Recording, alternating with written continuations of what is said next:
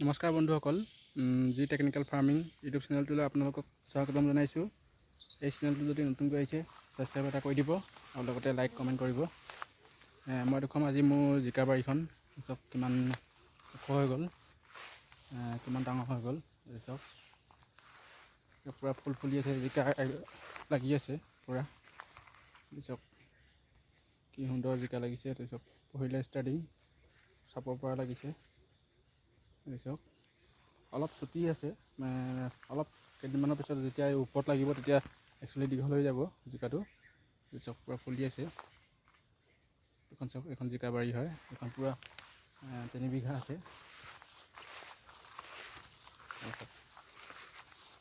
কেনেকুৱা হৈছে জনাব।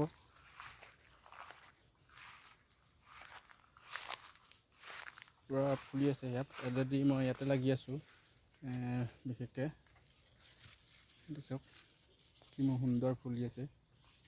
ক'ৰবাত কলি অলৰেডি আহি আছে, জিকা খাব পৰা হৈ গৈছে। এইটো চাওক, এইটো কি ধুনীয়া কলি আহি গৈছে। এইটো একচুৱেলি মৰম লাগে কলিকেইটা। এতিয়া বৰ্তমান আপোনালোকক কেইদিনমানৰ আগত মই এই জিকা খেতিৰ বিষয়ে মই আপলোড কৰিছিলোঁ। কি কয়, আপোনালোক কেনেকৈ কি ধৰণে কৰিব লাগে আৰু কেনেকৈ কৰিব লাগে।